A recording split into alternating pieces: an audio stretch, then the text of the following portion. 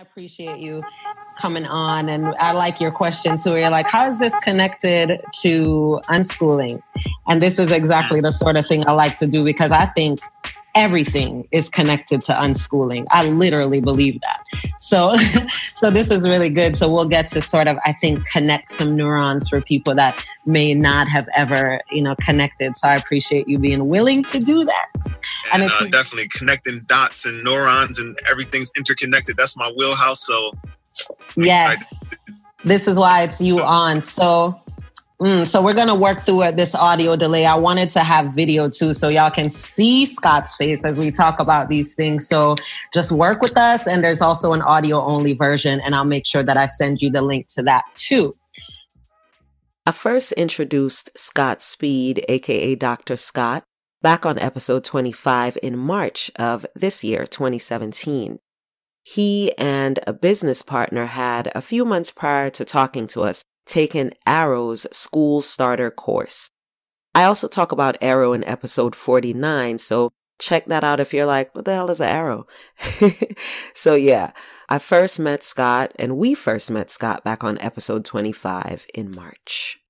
Since connecting with Scott virtually on the podcast, I've been back in Atlanta and I've met Scott in person. We actually meet up with some other self-directed education-minded folks here in Atlanta, and I've been to an information session for the school that he's co-founding. A lot has changed since I first spoke to, then met up with Scott, and we're going to talk about the ways that he's applying everything that he's learning and unlearning to his professional pursuits as an education-focused entrepreneur. We are also going to talk about how this world of SDE impacts our personal lives on a much deeper level than we could have ever imagined. And I know you've heard me say this before, but this journey into liberated learning, it's not really just about education. Maybe it's not about education at all.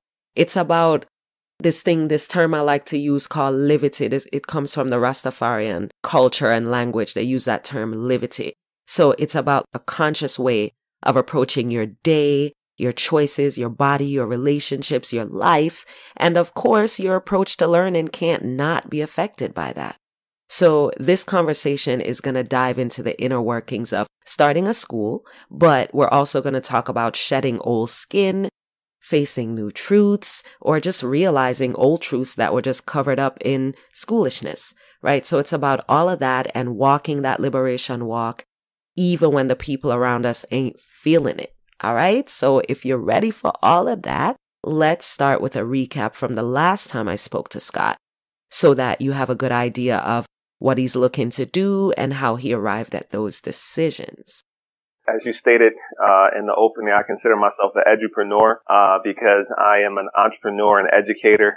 Literally, I have straddled the fence in both worlds my entire life, but especially my entire adult life. And currently, I would say I walked away from public school education in 2012. And at that time, I began to, and literally walked away cold turkey because I no longer wanted to be a part of the problem. That's how I put it to my wife. I said, I can no longer be a part of the problem. So I walked away and I figured out my life after that.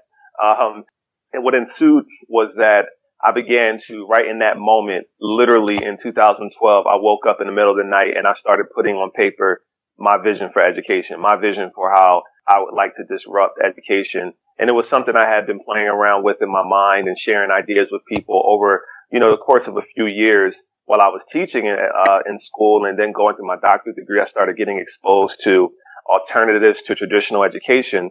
And, once I was exposed to, the world of democratic education and, free schools and Montessori and Waldorf and unschooling, once I was exposed to that world, I took a deep dive and I just literally just started researching and reading and learning as much as I could over the course of a few years.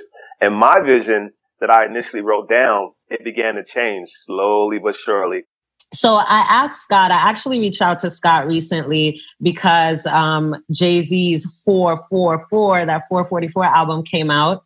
He and I are both Jay-Z fans. I reached out to Scott because I actually found the 444 syllabus. And I love that too. I love how our people just like, you know what? It's some learning up in here. Like that's unschooling, right? They took it out of the textbook and said it's on the radio, like right here.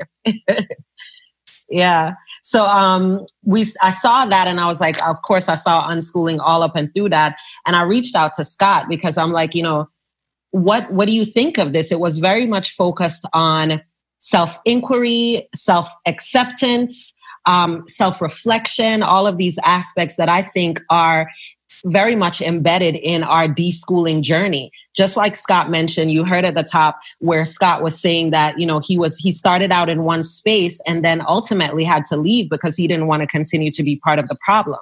So that was a part of his deschooling journey. And you find out a lot about yourself in that space too. I know y'all have heard me say so many times that unschooling starts out oftentimes being this educational thing. You know, you need an alternative education resource, but then it ends up being very much about you and like personal leadership and shedding and owning and being honest about things that have to do with you. And then that spills over into everything else. So Scott, I know you said you got a chance to look at the syllabus and you've listened to the album. What do you think that Jay-Z was like deschooling from, or what do you think why do you think it connected with so many people in that space of like shedding and owning shit? Well, I will say that unfortunately I didn't get to spend as much time as I wanted to with the syllabus. You know, I did read the article from that you contributed, you know, to the syllabus. And I did listen to the album, you know, when it first came out. Yeah. I listened to maybe a little bit after it first came out. And, you know, it was really interesting because I thought it was cool that Jay-Z, you know, got to the point in his career where he could be reflective. And, you know, unfortunately, you know, he's actually one of the fortunate artists because plenty hip hop artists just don't even last that long till they can even get to the point that he's got where he still can hold the audience that he holds and then put out an album where he's being so self-reflective in the way he did. Mm-hmm. From a musical standpoint, I didn't love it. It's not my favorite Jay-Z album. Like I've heard people say it's like, you know, his best album. And for some reason, it just didn't connect with me like that. Mm-hmm. It may be because it's personally going through in my own life, but for some reason, from a musical standpoint, it didn't do it for me. Mm. Like I've probably listened to it through and through 3 times and I haven't listened to it since. So, but from a messaging standpoint, I appreciate plenty of the messages that are, you know, interwoven throughout. You know, like one of the things that comes to mind right now is a message of acceptance for his mother, who I believe it was revealed that she was homosexual, you know, through the album and his acceptance and love for her. You know, I appreciated that. You know, just his candor around his personal relationship challenges and struggles. I think both he and his wife, Beyonce, are geniuses and just the way they've navigated their careers. But there's some other things that stuck out, like, you know, him being reflective around the way he blew money and how he wished that he invested more and, you know, done things differently instead of just buying cars and doing things like that. Yeah. In the messaging he's trying to set out, like in one line, he talked about, you know, basically he's talking to drug dealers saying you need to clean your money by buying property and things like that. And blowing it, which, you know, I get it. I'll just say that much. You know, I get it. I wish that drug dealers did, and I know some do, but I wish that more thought that way. You know, not that I'm condoning drug dealing, but that's complex and we don't have enough time to unpack all of that. Exactly. But I understand why some people are driven towards being street entrepreneurs because it is running a business, et cetera, et cetera. But I mean, just so many. You can jog my memory if you like. There's so many themes. One of the things that jumps out for me when you said, you know, it's really complex. You weren't condoning drug dealers, but the reality is that happens, right? People do things that are not on the books. Hell, illegality changes all the time, because we talk about the marijuana laws, the cannabis laws. Now people who were considered drug dealers are now official entrepreneurs. And then, of course, on the other side, you have people who were convicted of this thing when it was illegal, who are and will be sitting in prison for very long times for this thing. So it's complicated, Scott. And that's one of the things that, one of the reasons I was really excited to have this conversation with you, because I know that you and I, through our own separate means, have been going down this road of deschooling and reclaiming and shedding and facing things. And we see that it makes it really difficult for a lot of people to understand the complicated nature of reality, right? And that ties into school, because, of course, we say that the perfect example is the college path. Everyone says, you know, you do things properly, then you should be fine, and you should graduate from school, and then you should go to college, and you should graduate from that, and then maybe go on, or you can get a job. Like, this is how it should work. And when it doesn't work like that for a person, we don't look at the whole picture. We don't look at the realities that have been about for years. Like, the person didn't start this. We say, how come you failed?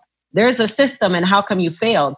But you and I know, I don't know if you can hear all of that. My cat always wants to play when I'm recording, like real loud. Can you hear that scrambling in the background? Vaguely. Okay. Vaguely. All right. That's what that is, y'all.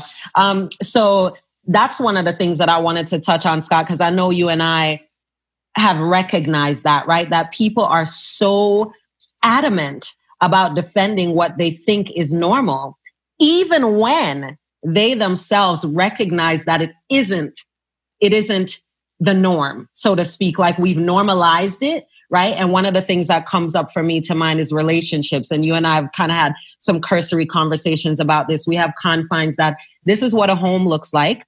This is what children should be doing. This is what a marriage looks like. This is what all of these things look like. This is what success looks like. This is what happiness looks like.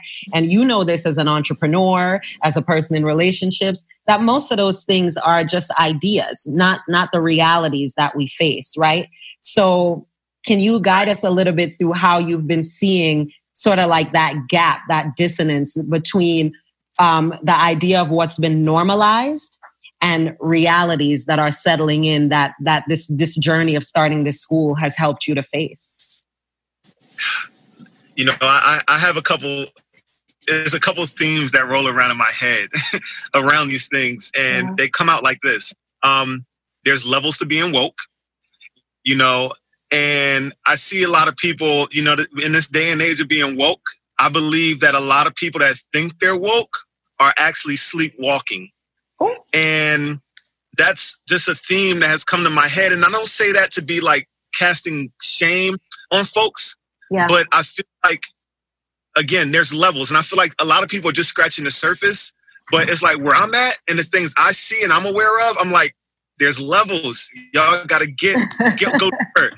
Tell us what that means. Tell us what that means. I want people to go deeper. I feel like, just in general, I feel like, you know, in society, based on like what you said about, you know, how systems have been set up, like most things are very surface level. Most people deal with each other and deal with society and life in general on a very surface level, you know, perspective, right?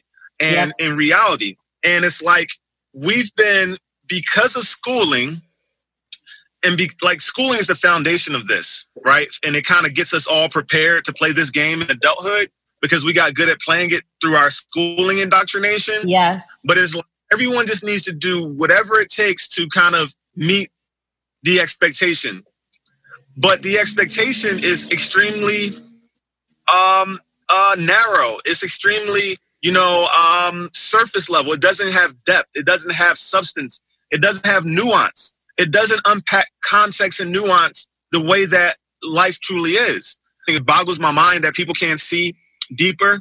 But at the same time, I empathize, because I know that, again, we were all raised in similar ways, and I understand historical context behind all of this. And, you know, it, like you said, it carries over to everything from religion to relationships to schooling to work, you know, to the workforce. And I know, as you say that, I know that I've found, and so many other unschoolers, and also in other aspects of self-directed education, we talk about the idea that it can't not seep into every aspect of your life. Like, it changes you. Going down this path to facilitate liberated learning, whatever that looks like, it changes you, right? Like, because then you start to get free, right? Or you start to even explore the idea of what it means to be free, because free might have meant before in our mind, having a certain amount of money, or living a certain place that's close to these things, or being in a walkable neighborhood, or having a backyard, or whatever the hell. Like, free starts out like that. But then, as you said, as the layers, go deeper, and as you start going up these levels, then you're like, right? It's heavy. It's changed my life. And in some ways, some people argue not for the best, because like, I'm growing apart from people that are close to me. And it's like, once you take that rabbit out of the bag, and once you've been exposed, or some people like to say, once you take the red pill or the green pill, I don't know which one, I don't remember the movie. Red pill, blue it's pill, like, yeah. like, there's no turning back, especially for someone like me. Like, the way I'm wired, like, when I find truth, I stand in it. And the trouble with that is that if people around you aren't willing to do that, then you could become an outcast. You become a radical. And I believe being a radical is a good thing, but other people believe it as being something that's, bad. And I'm a totally different person than I was 10 years. Yes. Radical is complicated at that, because it isn't just about, I think people romanticize that idea of being radical. I myself, with radical self-expression, I embrace the term because because it is complicated, because it has its good feeling of, I'm doing what makes sense for me. And I know that that's been hard for me to do for a long time, or some of the shit I didn't even realize was my truth, But then on the other side of it, you do become ostracized. You do have to explain yourself, or maybe you choose to explain yourself 8 million times. You do grow apart from people. You do find that people are not willing to accept the you that you're becoming, because they're so connected to how you showed up before. And that's hard, especially when it's like fam. I'm not talking about like people at your job or whatever. I'm talking about fam. I'm talking about, growing apart from people that you've loved for years, people you still love, but a part of how they know how to love you is tied to how you've always shown up before, which is understandable, but love has that fluidity to it as well. And it also means the love might not mean that we are together anymore in the same way, but acceptance is a different thing. And that's a very hard part of walking your own path, just kind of being in the space where it's like, I'm not saying I don't give a fuck. I do care what people think, particularly people who matter to me, but I can't put that above my own truth. The same way I'm raising my kids or starting this school or whatever, so that they can learn and stand in their own truth too. So we can't get it, which is why alternative education options don't make sense for folks. The same way you growing up and out into another space can't make sense for folks either. I've been told, that I'm and recently around some of the choices that I've been making in terms of standing in my truth, that I'm being selfish. I only want to do what I want to do. But to say like those are bad things, and the way you just articulated it before is like, me standing in my truth it's not a bad thing. It's not being done to spite anyone around me. It's not being done to be mean. It's just being done because like it's necessary. If I can't, it's the only analogy I can give that I've tried to give people is, when you are fighting, your reality, your truth, who you are, and the things that are meaningful to you, that give you life, you can't live for anyone else. You can't be a good friend, a good partner, a good father, or a parent, or whatever, if you're not in tune to what's right for you. If you're walking around with a mask on, if you're walking around living a lie, if you're walking around doing things, to please other people, you have to kill off a part of you in order to be that person and to do that. And then if you say, you know what, I'm going to stand in my truth and I refuse to kill the drive, the natural drive inside of me, the person I am and how I show up in this world and the difference that I'm supposed to make in this world, then some people take it the wrong way. And the analogy I'm getting at that I wanted to share is like, when you're on an airplane And they say, if the oxygen masks come down, mask on yourself first before you administer help to anyone else. And that's the way I've tried to give the analogies to others in terms of some of the choices I've had to make, is that if I can't live with myself because I'm not being true and honest to myself in terms of the ways I show up in the world and the impact that I feel like I'm designed to make in this world, then I can't be anything to anyone else. I'm getting pushback right now about, the school, grow that, like my father, for example, his entire life, or I'll say my entire life, he's felt like I need to take the path that he wants me to take. He doesn't like the fact that right now I'm driving Uber and I'm doing real estate to sustain myself until Grow gets off the ground and launched and becomes successful.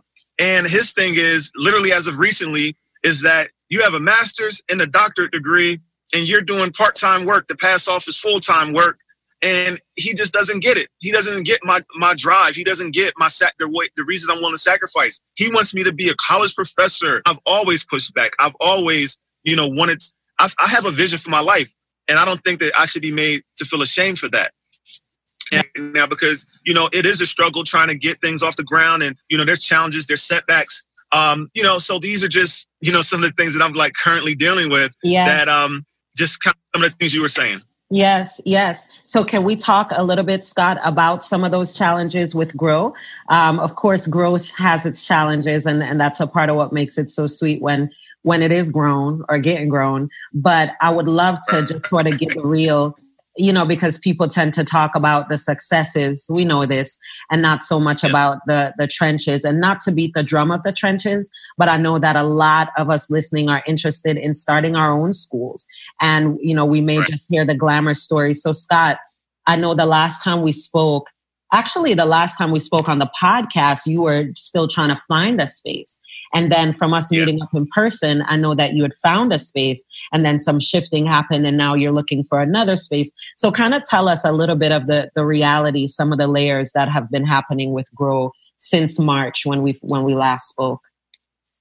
Sure. And just to give the listeners a little context,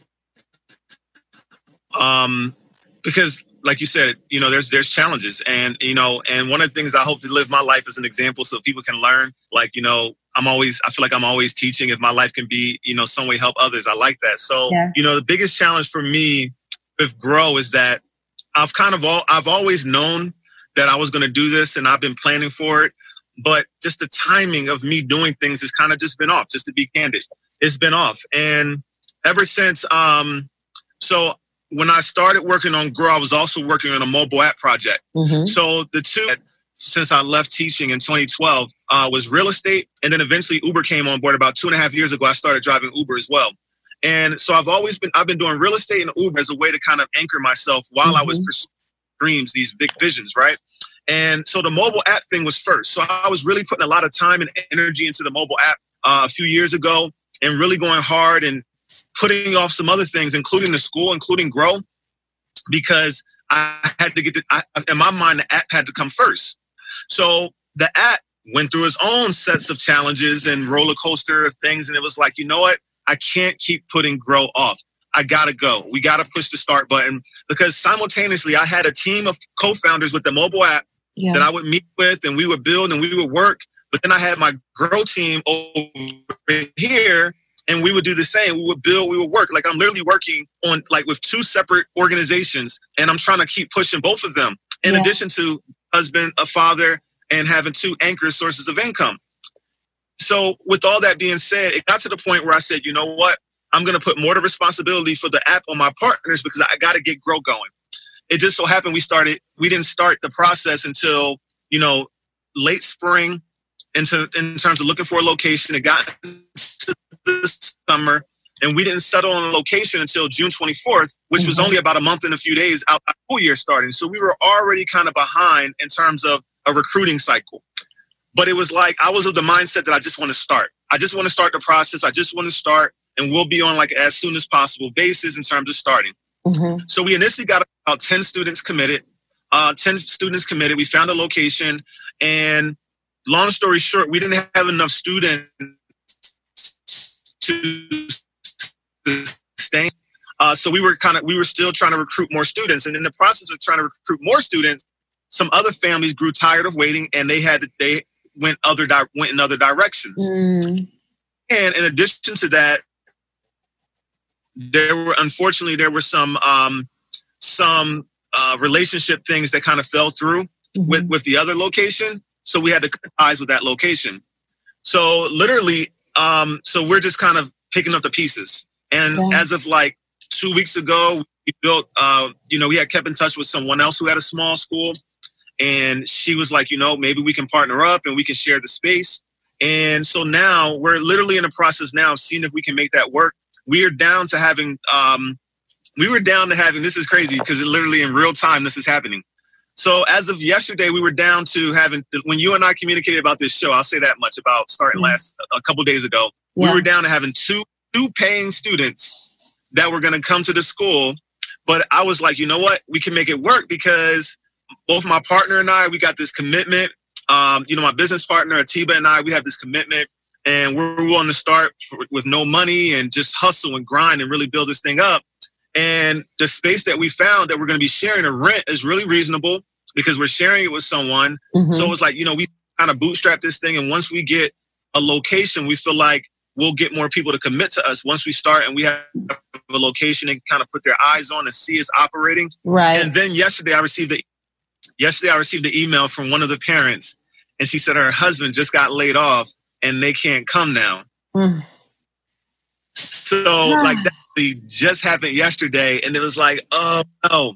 So I'm in conversations with the owner of the other school who's willing to share the space with us. He's willing to maybe lower the rental amount just to give us some type of wiggle room for maybe a month or so, or 2 or 3 or whatever, just while we build that foundation. Because we have, and I truly believe there's people that they just need to see us start. Yeah. And the people that we wouldn't have lost them if we would have had a location. And, it's one of those things where, my organization and nonprofit, we have money set aside to kind of give us some runway.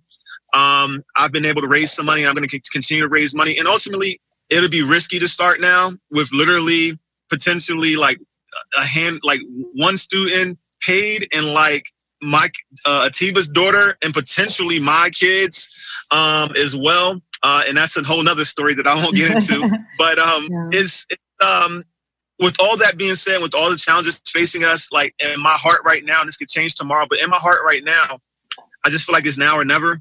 Yeah. There's always going to be challenges. And I feel like there's enough foundation and enough in our favor to start. And that's kind of where my heart is. I mean, when I tell you this is real time, I literally just spoke to the grandfather of the other student to see if he was committed to growing with us through these challenges and a small start. And he's like, yeah, I'm with you guys. I believe in you. I believe in y'all heart, y'all spirit, and what you're trying to do. My grandson needs this. Yeah. And, so. And that's what we need more of too. I appreciate the candor in that because, we're used to school being this thing that we show up and present our children for, like, hey, let my kid in. They may shine in your school and blah, blah. But this is so much more of a communal thing because I know with other, for example, agile learning centers, I know quite a few of those where it's the families. The families went with those founders to different places because they believe in the model. They believe in the people. They're invested not just in like the grading system or, the activities in the school, but the entire mission, the vision, and also how they and their families can be a part of growing it.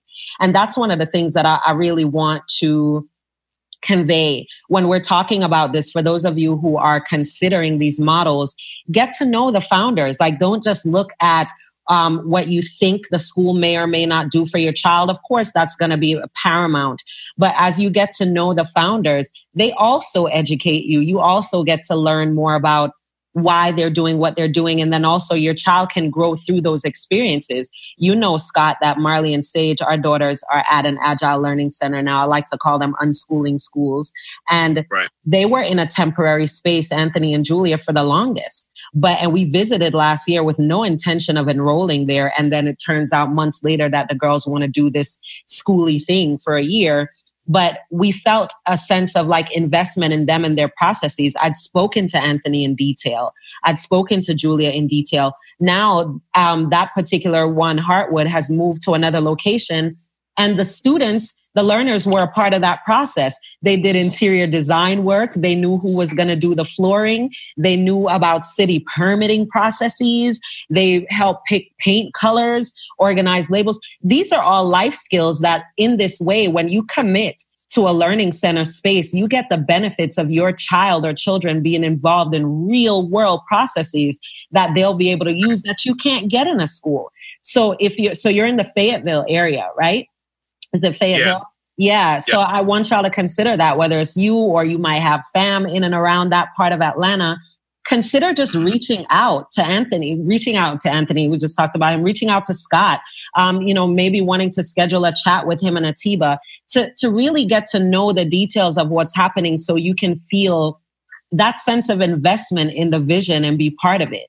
I feel like when we talk about issues of space, it makes me so angry, but also really excited to do something about it, Scott, because we have all of these church spaces, right? That they might have like a prayer meeting Wednesday evenings, and then they might have stuff Sunday, and maybe they have some stuff Saturday. But there's like 3 to 5 days of the week that space is available, or space within that space is available. Why aren't these church owners or whatever reaching out to folks in the community? Or why aren't we reaching out to them and saying, look, you're here, you benefit from being a part of the community. Why offer us this space? Offer us this space at a nominal cost. Whatever it costs you to clean it up every week, that's what we should be paying, because you get tax breaks. Like, we need these sort of opportunities so that all the families in Fayetteville could be working with y'all. When we were doing our search, for the process, during the process in the spring, we visited a few churches. And there was this one church that we went to, and we were like, we like the area, we like the space. And, we explained to them our situation, and they wanted to charge us $4,000 a month rent. And I was just like, are you kidding me? And I just couldn't believe it. I couldn't believe that they took more of a traditional business, capitalistic approach to us instead of a community approach to us. And that's, just one of those things that, and I'm not saying all churches are like this. I'm speaking about this one in particular. Mm-hmm. And I'm surprised. I was totally surprised, that they came back with that number, considering everything we shared and how small we are, and we're a nonprofit, and we're really trying to just bootstrap, get this thing off the ground. And we didn't need that many spaces at all. It just hurts me because everything you just said in terms of, and this goes back to the entire, I can go in on this in terms of the entire conversation about, I'm trying to find the right word.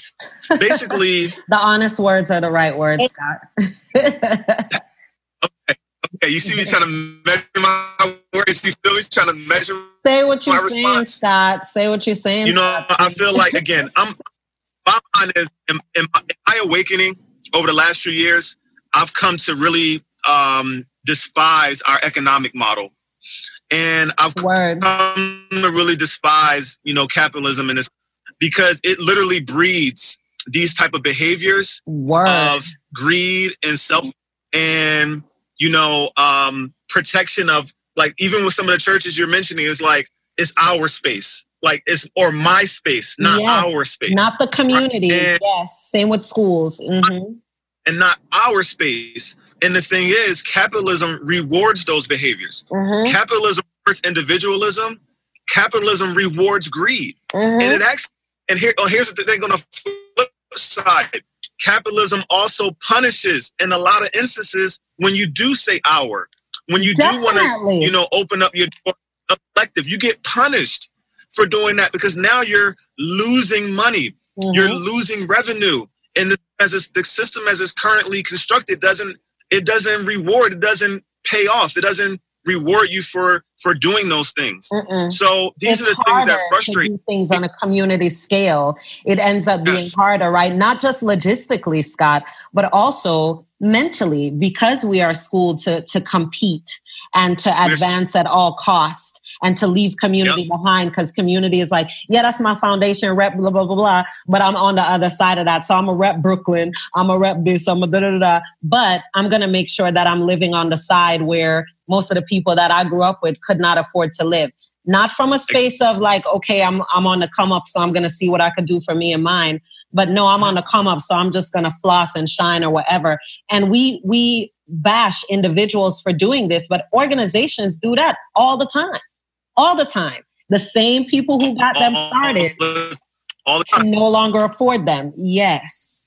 It's amazing because people always talk about like all these things that need to be done to strengthen the African-American community. But you know what continues to happen?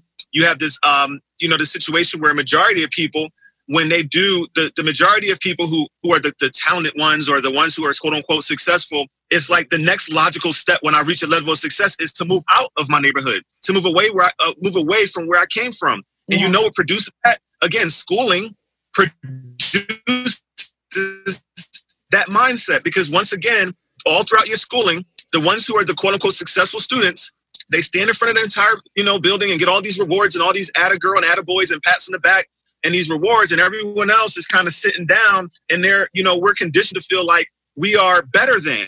Yes. So then when we, obtain a certain level of success, for those who are fortunate enough, whether it be through business or through their education and their career attainment, they obtain this level of success. The next logical step is to leave the neighborhood that I came up in. And capitalism continues it produces those results over and over and over and over. And so I'm going on a tangent, but this is one of the reasons really, why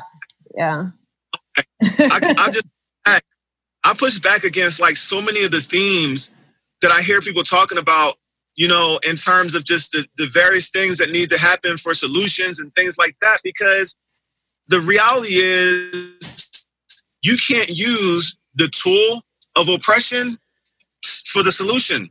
And for me, in my analysis and some really, really deep thought, capitalism is the tool. So when people talk about and this is going to sound controversial, but even the whole idea that you just need to buy black and things like that, and that's going to solve the problem, it's not. And I'm going to tell you why. Mm-hmm. Because if everyone started, quote unquote, focusing on buying black, you know what that's going to do? It's going to produce an exceptional small percentage of wealthy African-American business owners. But you know what? Within capitalism requires a working class. Mm-hmm. And it requires for you to kind of get ahead and continue to compete.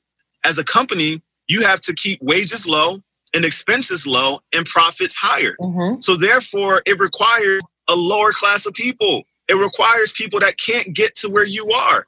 So in terms of, if all these people started supporting these businesses, et cetera, that in itself, it may be a part of the solution if a lot of other mechanisms change, but that in itself is not the solution, because all it's going to do is produce a small segment and a small percentage of successes. Yes, if we have it inside that capitalistic model. And I like that you said that. That's important that we, as you talked about at the beginning, like going deeper, right? It feels really good for people to say, buy black or graduate from college or get into this school. That again, just surface shit. Like we do that all day, every day.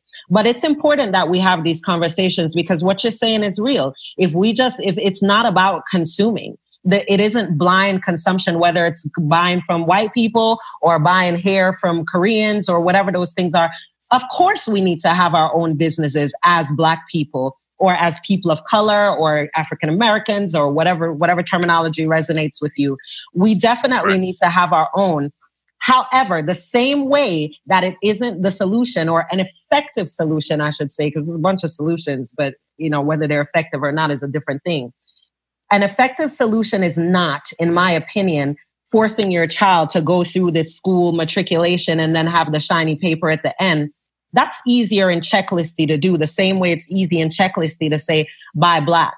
But if you're doing it inside of this toxic system, i.e. school, i.e. capitalism, which are synonyms in some cases, then it's not effective. But what is effective is when you say, I am committed to buying black. I am committed to supporting communities and people and processes that are constantly under supported, and for a person like me, that you look like me and come from a similar background, and we have a shared history of oppression and all of these other factors matters to me.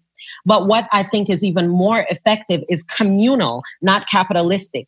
So for example, not only am I going to buy Black, but if I know that everybody I know hopefully uses toothpaste, then I'm not only just going to buy from, Tasha Hussey Body or Smell Good Spa, or PM Natural Skin Therapy. I'm going to make sure that other people know about that too.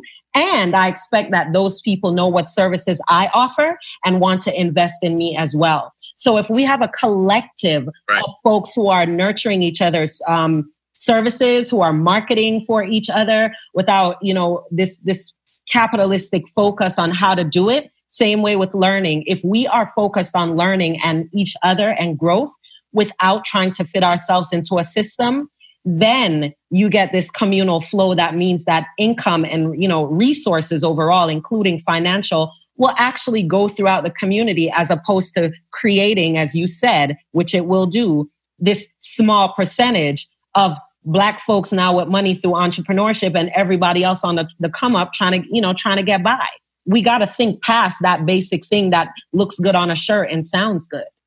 Right. And that's my point. And that's one of those things when I say to people is levels of being woke, and we got to go deeper. And I kind of get frustrated, when I see, there's certain African-American people in certain spaces that I frequent where it's just this strictly, we got to get money. You should be into the stock market. You should be into buying up property. You should be into all these things. And it's extremely surface level, and it's extremely capitalism. It's extremely make as much money as possible. But the thing about capitalism and this thing about going out and just totally just being about making money is that, unfortunately, in your pursuit of dominating and making money, someone has to lose, or a group will have to lose. It's inherent in the model. Yes. It's inherent. Like, you gotta, in order for you to be wealthy, you gotta oppress other people. And bottom line, right? Bottom line. Yes. Here's the true challenge. What you just expressed. How can we create some type of equitable and equal reciprocity in how we serve each other? So that's what, the type of things that I'm pushing, and the type of, places that I'm going, and type of communities that I want to build, and the type of understanding that I hope to facilitate through my work and just through my words.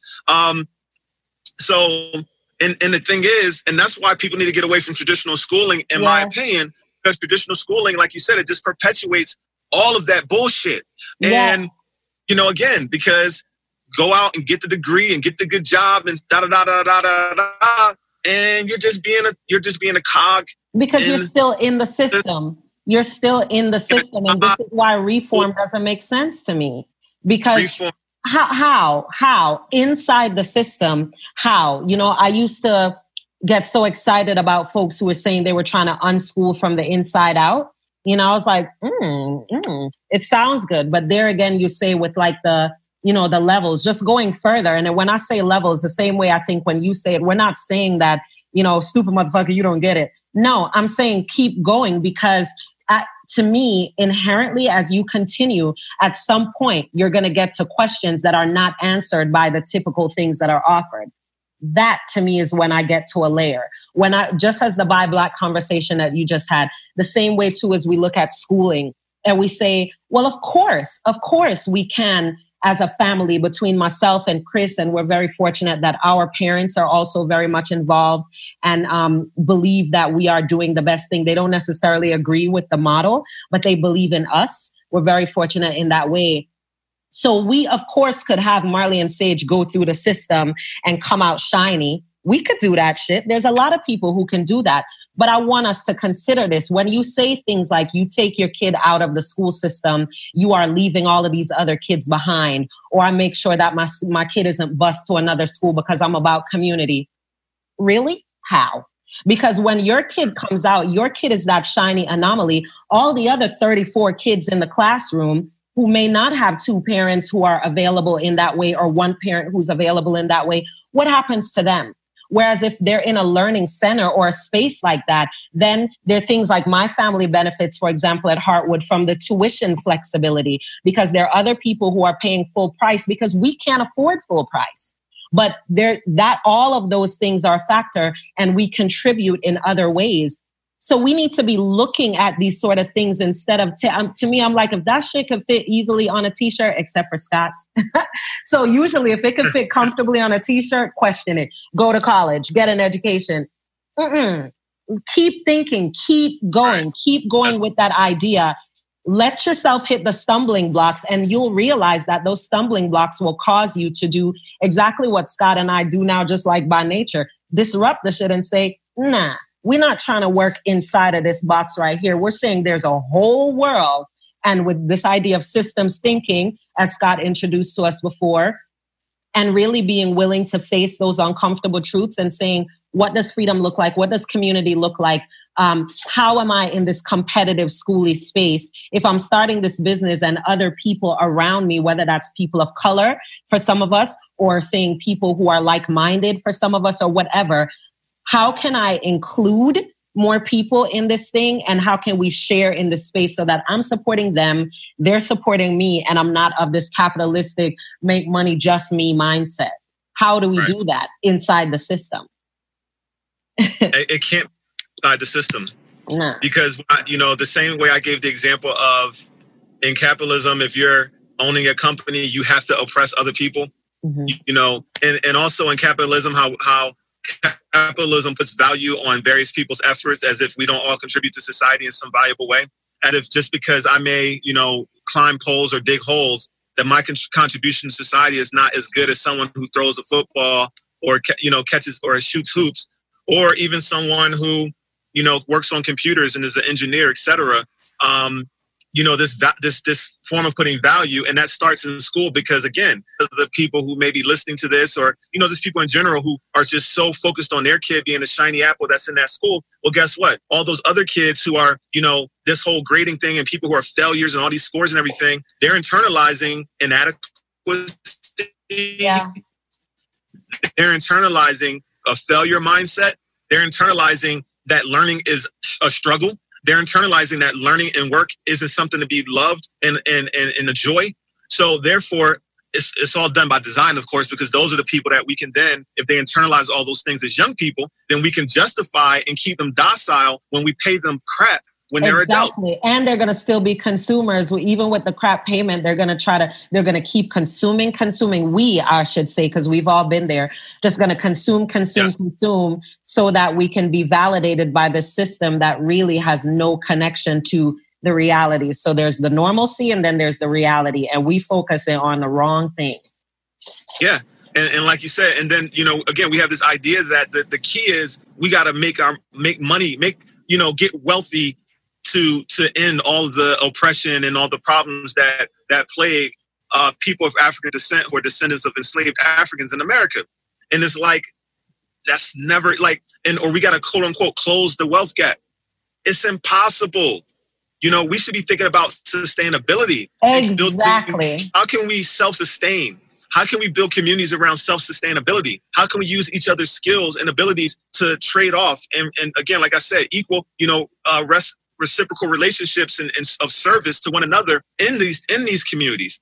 That's what I want to preach. Yeah. That's what I want to, to gain, because the reality is capitalism wants you to think that, yeah, everyone has a chance to become wealthy, and then generations of people have died chasing that same bullshit ideal. And the reality is a very, very, very, very, very small, minute. We hear everyone talk about the 1% because that's real. Exactly. Literally 1% of all people ever become quote healthy.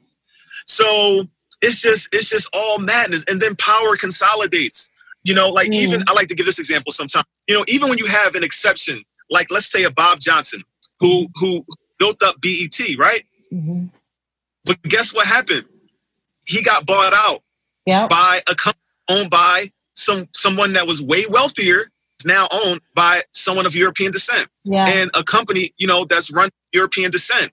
And it's like, we made you guys billionaires, but now that very asset that you had has been consolidated and monopolized by and continues to be run by the ultra wealthy, ultra 1%.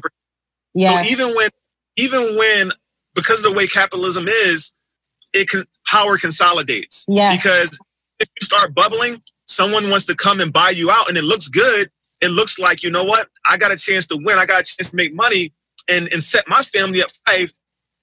But ultimately, again, at the very, very top, they're controlling all the resources, and they'll pick off a few and make a few exceptions each generation. But ultimately, everything the status quo remains the same, and most people still are struggling. Yes. And I just try, speak to helping people. I hope people that listen to this will start just thinking outside the box, thinking about ways to build community outside of that model, outside that system, and to create something better. We only live once. We really only live once, and we gotta. In order for things to change, we got to change, and all these different cliches, but it's true and it's real. Yes. It's as simple. The last thing I'll say, you can jump back in, is just that one of the things that I believe is that for those of us who are out here starting these schools, these, like you said, unschooling schools, that's a part of the work. I like to call it the Next System, and there's this project out there called the Next System Project that I always promote when I'm speaking on these things.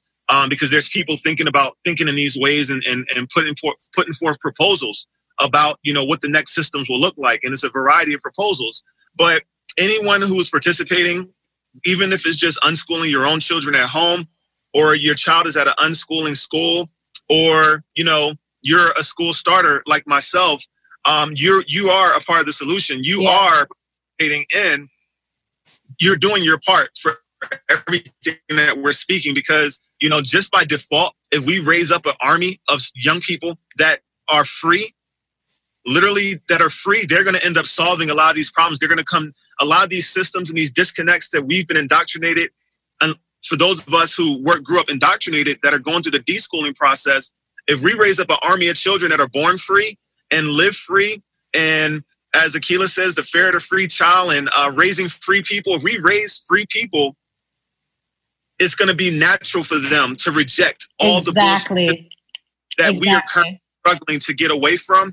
It will be natural for them to go in a different direction. Yeah. And it's already happening. I'm very glad that you said that. It is already happening. I mean, we have unschoolers already. I mean, I love to give the Steve Jobs example, because to me, he was absolutely an unschooler. He didn't go to college until certain classes that he wanted to take, calligraphy and all of that. He did that. So schooling is fine when you know what you want it for. Otherwise, it's coercive and pointless, and actually really, really toxic and harmful. So I love too that Scott said that for those of us who are engaged in SDE, we are already part of the solution, because deciding to take your child out of, deciding to not contribute food to the system by way of outsourcing your offspring, that shit is heavy. That's major, because now they have an opportunity. Because I know when I say army, we're not talking about militarizing. I'm not talking about, and I'll say it, hotepizing them and being like, yes, Black everything all day, every day. We're also not talking about whiteifying them to the European standards of what things are. When we say army, when we say free, we're talking about somebody who has a level of knowledge of self that is rooted certainly in the history of where, the people who came before them, but also in them, who they are now, how they identify community, whatever that means for them, how they feel comfortable in their body, how they want to be called, what they want to contribute to. This is already happening. There are already in these spaces people who are getting together at early, young people who are doing work that's really changing their communities. Growing Minds, Zakia Ismail's site, she shares some of these things with Manish Jain, who's in India, doing all of this work around like deschooling. They have these things where it's like this undiploma process, where it's like if you were to unschool truly from beginning to end, and they have universities set up around that. And one of them, I think, is called Swaraj. Just these really beautiful projects that say, we really want to reclaim ourselves. And this isn't just about me doing it so that I can feel good. It's me doing it so that I can feel good unapologetically, so that I can be myself. But then I can contribute that self. Now my mask, and now I'm allowed to put the mask on other people, because as you said, that beautiful analogy of us putting it on ourselves first. So, when you feel frustrated about these things, I know especially with Trump at the helm, we get so frustrated and we feel powerless. Don't fucking feel powerless. You do have power. There are things that you could do. And as simple as getting to know where SDE is happening around you is a starting point, because people who are SDE minded, oftentimes, not always, we are not a monolith, right? Oftentimes we're also thinking about new ways to alternatives to government, alternatives to the idea of like how voting works and whether we need it, alternatives to exploring spirituality in a space where you actually feel safe and free and not, hell and damnation if you don't do these 12 things or whatever. Like you can get that sort of community, and you may or may not decide to put your child in, in that space. You may not decide to listen to your child, but get started in that space. Where is an SDE community? Where is a homeschooling co-op? Because you're going to find some unschoolers in there. That's good. That's already happening. Get involved with people like Scott. And so that you can really start to unpack a lot of the things that I know those bags are just sitting there at your door. And sometimes you just don't have the bandwidth to start unpacking, but we got you. We're going to sit down with you and start unpacking the bags, right, Scott? Because it's necessary. Absolutely. And something too, because it's funny, because sometimes when I jump on Facebook, I see people that are truly like weighed down by the current presidential administration and their doings. And I just want to let people know that you can unplug from that. You don't have to do those. You don't have to listen. You don't have to watch. And, and again, I don't knock people, everyone, we're all adults, or, whoever's listening to this, we're all individuals, but I'll just speak for myself. I don't listen to it. I don't watch it. I don't read it. Like I get my news from Facebook pretty much. Like I'll see people talking about things and I choose what I want to engage in and what I don't, but I do not pay attention to politics. And some people like really just can't wrap their minds around when I say, I know.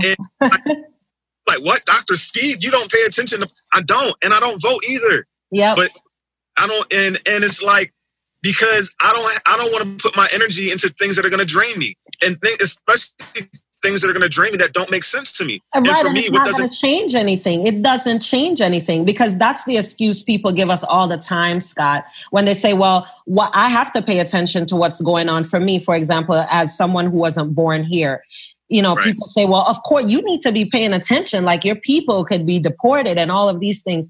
I'm well aware of that. And just like you, as crazy as it sounds to folks, I remember Tim Ferriss mentioned this years ago, and I was like, oh my God, he gets me. Twitter. Like, if the shit is important, somebody's going to post it, and that's when I'll look. I am not going to invest you're doing it for me. You who post everything about everything ever, thank you, because you sort for me. And I'm an intelligent enough being to know that I can look at what's trending and see what the hell I need to engage in, or somebody's going to post it, or somebody's going to tag me. You know what I'm saying? And that's not passive. That to me is strategic. Yeah. And I mean, even beyond that, if it's really, really like important and life-threatening in any way, someone's going to tell me. Beyond even social media, someone's going to tell me. And again, like it's been so many things that have happened over the last few, even through President Obama's administration. I don't even pay attention. I don't listen to those State of the Unions and all these various things that they think is important. And then, let me just share something with everyone. It has not impacted my life in any way. It has not impacted my life by not listening and plugging in to all that stressful stuff. For me, what I've learned through this process is anything that's divisive, I reject. Anything that pits people against people, I reject. My politic, my religion, my way of being and doing is unconditional love, is dialogue, and it's collaboration. If we're not talking about those things, then I can't put energy into it, because